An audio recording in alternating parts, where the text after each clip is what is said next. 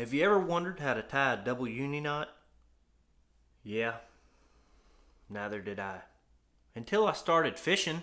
The double uni knot is a great knot to use when you're attaching line to line. In this video, we'll cover how to tie the double uni knot for various applications.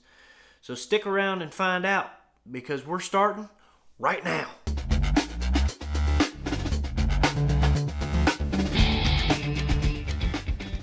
Hey you, this is me, A.D. Ross with Novi Outdoors, where we provide tips, tactics, and techniques for beginners who seek to make waves, blaze new trails, and become more efficient in the great outdoors. If you're new here, welcome.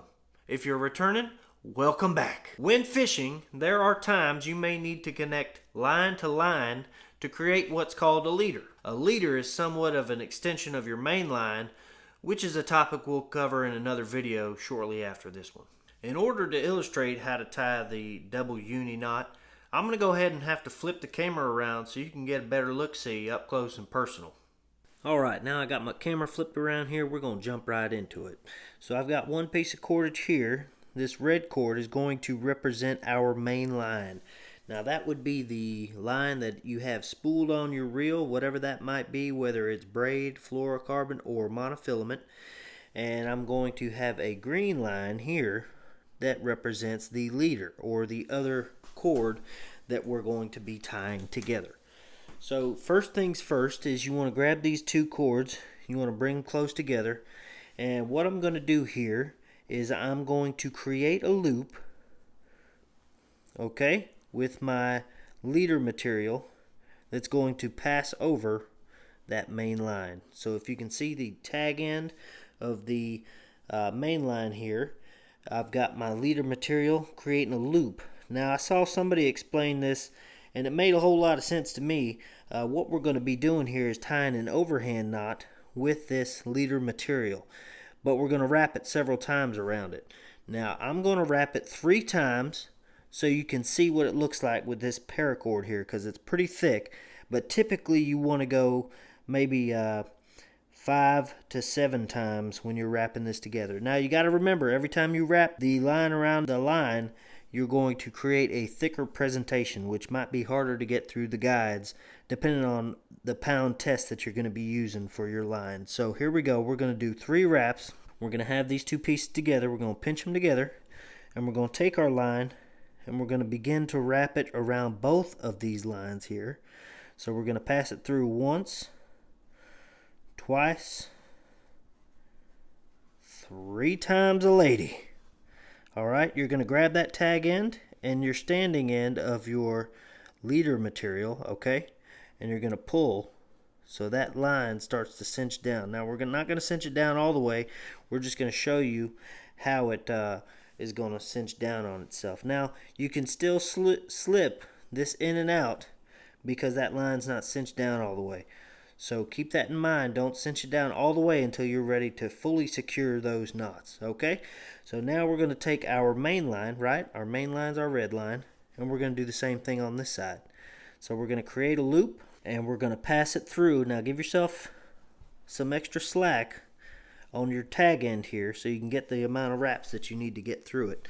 So here we go. We're going to wrap it 3 times. Here we go. Once. And this is going around both lines. You can see this right here. And then we're going 2 and 3. Okay, now we're going to pull this line back through here where now it's going to cinch down on itself. Okay, now you can see both of those lines are cinched. Okay, now this is an important part here that I'm not covering, but because it's paracord, I'm not about to lick all over some kind of paracord here. But to keep in mind, we're going to wet these lines before we go to cinch them down, but we're going to pull the standing ends on both of these lines. That way they work their way towards each other. Now if you want to create tighter knots towards this part, you're going to tighten those, pull those tag ends, right? The end of those other lines, pull them tight, and then you're going to begin to pull the standing end of these lines so they pull together. Okay, now if you want to work with it a little bit, pull the tag ends a little bit more just to create a nice knot. That is what it's going to look like now that we're all cinched down. Obviously this is a bigger diameter than what we're going to be using, but that's the exact representation that we're looking for.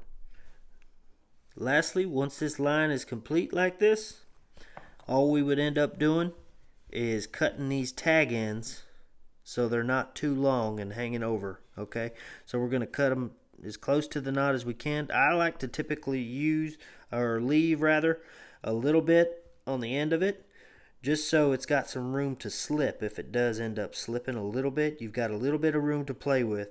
But the closer you get it to these knots, the cleaner that presentation is going to be. Don't forget that, all right? The closer you trim these tag ends, the cleaner that presentation is going to be.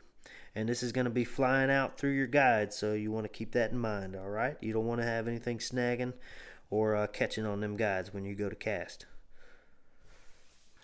Now, as you saw, that little demonstration was utilizing paracord to give you a better visual. But the same rules apply no matter if you're using braid, monofilament, or fluorocarbon. However, one thing you'll need to keep in mind is the act of physically wetting the line as you go to cinch the knot down to avoid any kind of friction. Because friction means weakening the line, which means also losing fish at the most inopportune time that you could possibly have, which is a no good. Have you ever had the need to connect two lines together, whether it be for fishing or some other alternate application? If so, did you use the double uni knot? Let me know in the comments. If you enjoy the content depicted in this video, please go ahead and smash that like button with your big finger. And if you haven't already, go ahead and subscribe to the channel so you don't miss anything in the future.